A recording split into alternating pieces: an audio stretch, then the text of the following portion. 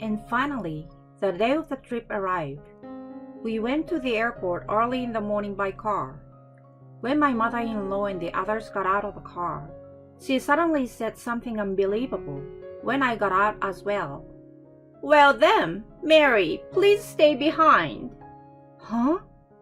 "This is a family trip, you know.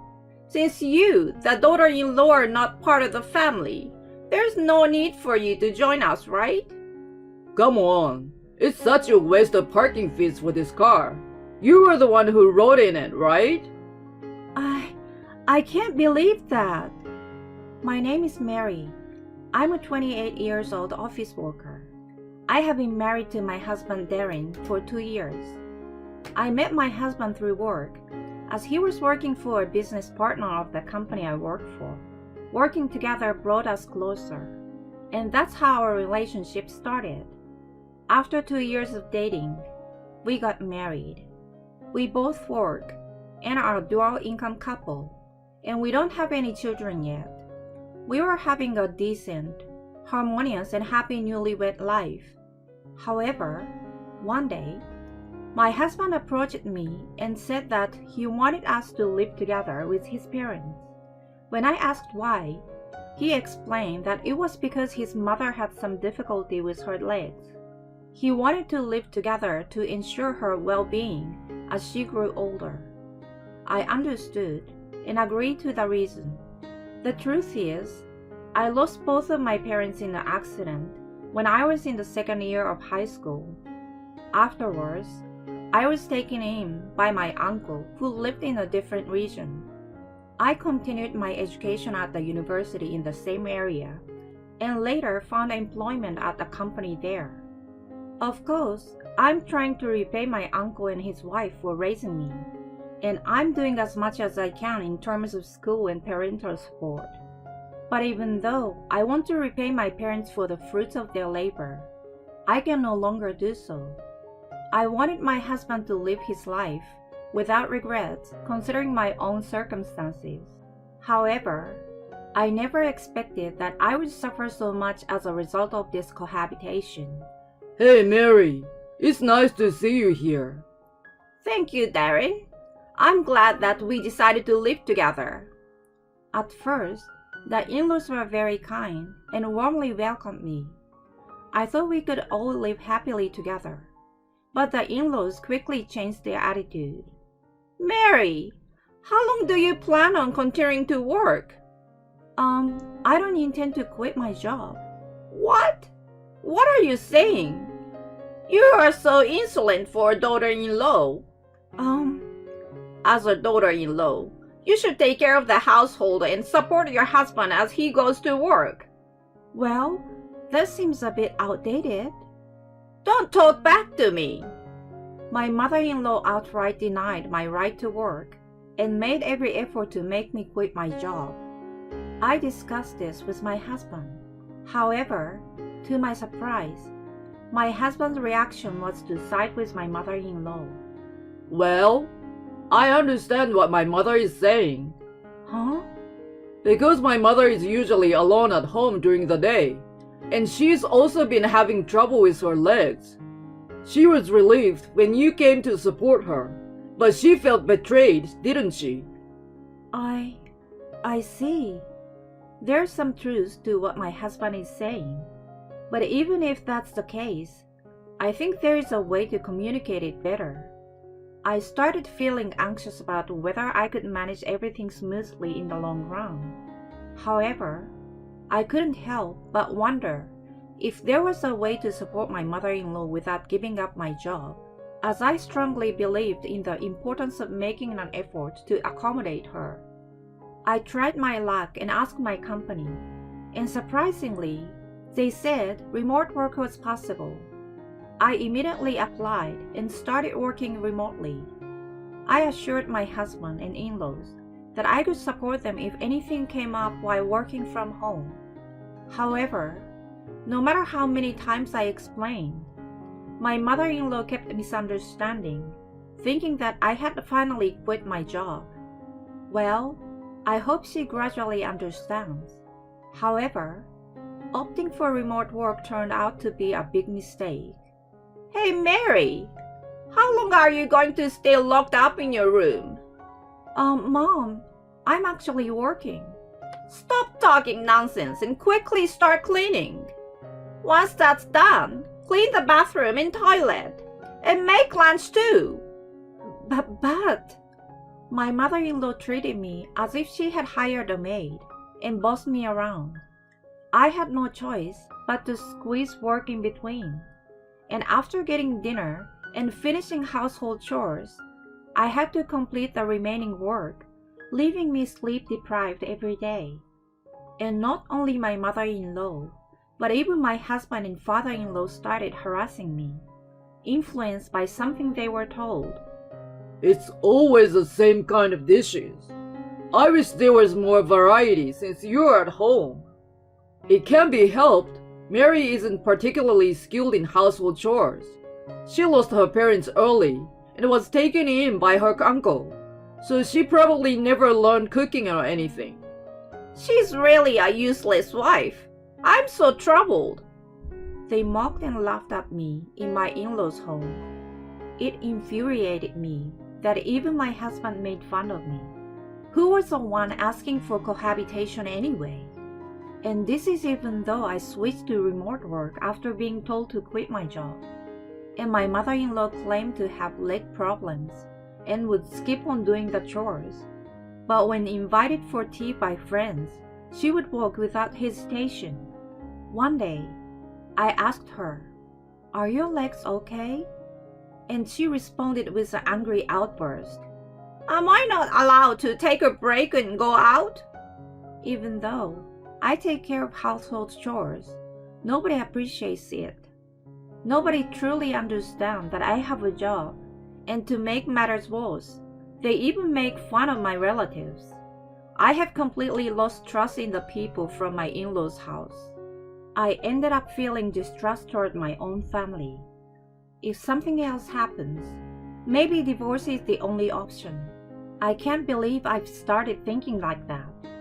Then one day, out of the blue, I was called by my in-laws to their house.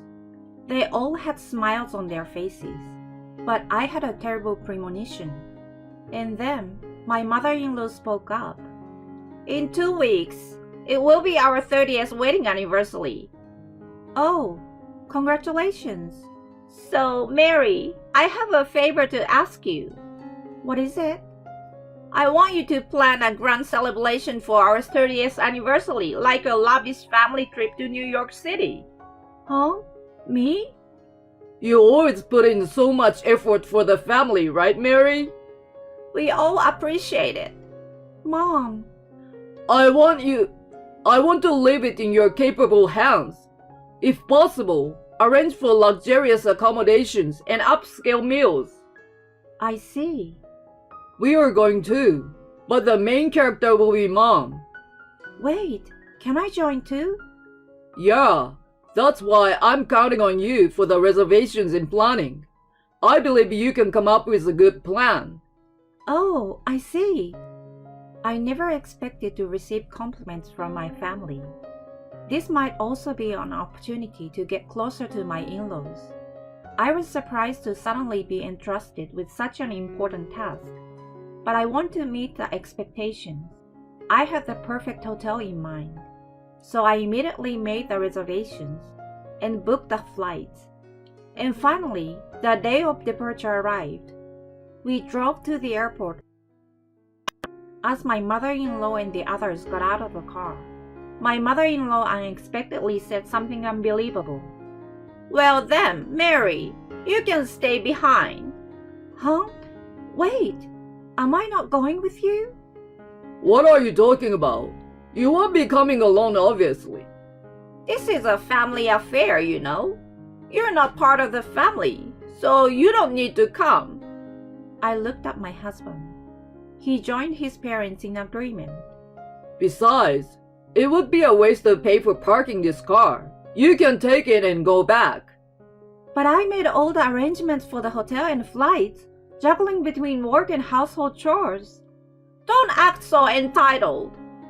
"And besides, I made a reservation for myself at the hotel. You can just cancel it, can't you? But if you understand, go home right away and start cleaning. That's right. Make sure the house is spotless. If we come back and find anything dirty, we won't tolerate it. Fine, I understand. As I meekly said that, my in-laws had smug expression on their faces, laughing as they entered the airport. Inside the car, I took a deep breath. I will never forgive them. Anger towards my in-laws welled up inside me. I had been striving to cherish the bonds of family, but in reality, they saw me not as a family member, but as a convenient maid-like presence they could use. That's all they saw me as. After returning home, I immediately packed my belongings and headed to my uncle and aunt's house. They were surprised to see me suddenly return with a large suitcase, but upon hearing the story, they were furious. I immediately contacted the hotel and informed them that I wanted to cancel one reservation. Afterward, I quickly got in the car and headed to the airport, flying straight to New York City. If I went now, I could arrive at the hotel during the time when my in-laws would be checking in. My in-laws had been planning their New York City trip all this time. According to their plan, they would do various sightseeing activities in New York City and check into the hotel around 4 p.m. Then, around 2 p.m., I arrived in New York City. Afterward, I went to the hotel and waited for my in-laws in the lounge. When my in-laws entered the hotel, they had an incredibly satisfied expression on their faces. They walked in with a lack of manners, making it obvious right away. Well, it's fine then. Surprisingly, not having that woman with us turned out to be a good thing. Her expression when she found out she couldn't come was priceless. And then, my in-laws went to the reception desk to check in. I quietly approached and watched the situation from behind. We have a reservation for 3 people. It appears that you have reserved a suite. Oh, a suite! Amazing! Wow, I'm looking forward to it. There seems to be a cancellation for one person. But please note that the cancellation on the day of arrival incurs a cancellation fee of 100% of the accommodation cost. What? Wasn't it prepaid? Payment is made directly on site.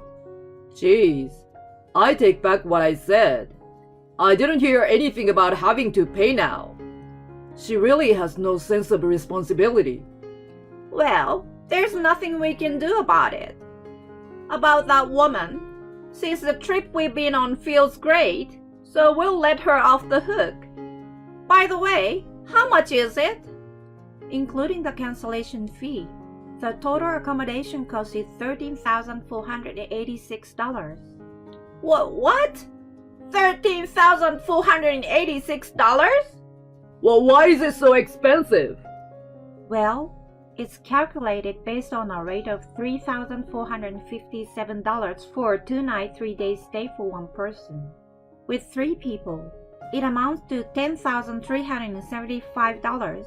And then, there is the cancellation fee, which is a full amount for today, $1,728, and 80% for tomorrow, which is $1,383. Adding it all up, it comes to $13,486. No, that's not what I meant. Are they trying to rip us off? This place. We are providing top quality service at this price point. I believe you will be completely satisfied once you stay with us. Even if you say that, we can't afford to pay $13,486. Are you considering canceling them? If that's the case, today's portion would be $6,950 and tomorrow's portion would be $5,532. So the total cancellation fee for the 2-night stay would be $12,447. That's Are you saying it would still be $12,447 even if we don't stay? That woman! Where did she make the reservation? I will call her right now and confront her. There's no need for that. When I spoke from behind, my in-laws were surprised. You! Why are you here? No, more importantly, it's about the accommodation fee. Hey you! Take responsibility and pay for the accommodation fee. I refused. Hey, don't mess around. Take responsibility. But I'm not part of this family, am I? The truth is, I was planning to pay for the accommodation myself as a gift to you, Mom. Then just pay. No, I won't pay. You never accepted me as part of the family, treated me like a maid, and even mocked my relatives. I came here so that I can divorce you. Divorce? Saying that, I handed the divorce papers to my husband. I will become a stranger to all of you, so I won't pay any cancellation fees. I won't allow that. You couldn't afford to pay in the first place, but you purposely caused trouble for us, didn't you? That's right, I'm sure of it. She's just an ordinary employee and has less money than me. Unfortunately, I used to be a regular customer here. That's a story from my childhood, though. Is the beauty treatment ready by now? Yes, Miss Jackson. We can arrange an esthetician in dining room anytime. All right. I'm going back to my room soon. Wait a minute. Who are you? You were just an orphan who lost her parents in an accident and were taken in by your uncle and aunt, right? But her uncle is a civil servant, right? He shouldn't have that kind of money. Since this is the last time, I will tell you. When I was young, my parents started a business and ran a company. By the time I was born, the business was doing well, and we lived a prosperous life. We used to come to this hotel every year from when I was little until my second year of high school when my parents passed away. If it weren't for the plane crash accident abroad that they were involved in, well, I would have been here with my parents, enjoy their wealth and assets.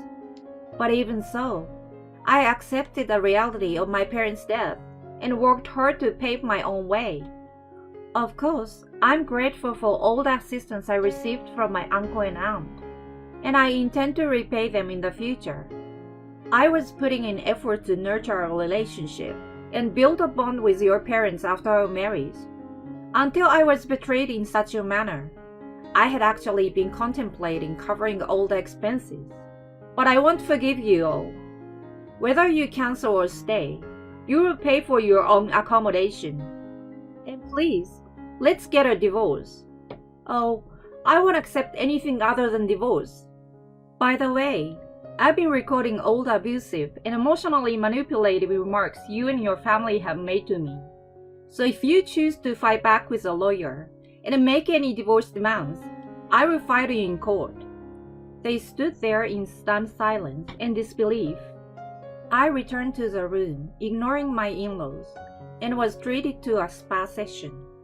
By the way, you may wonder why I had enough money to pay this hotel bill as a gift. It's because I inherited a considerable fortune from my parents' life insurance and other assets. But I had decided not to use this money for daily expenses, and instead save it for crucial moments. And I had decided to work as a responsible working adult and live a normal life, considering that money as non-existent. This time, I decided to be a little mean to my in-laws and show them where I stand by using that money. I might have been a bit immature, but I was so angry with my in-laws that I wanted to express it. Later, my husband and I started divorce negotiations through a lawyer.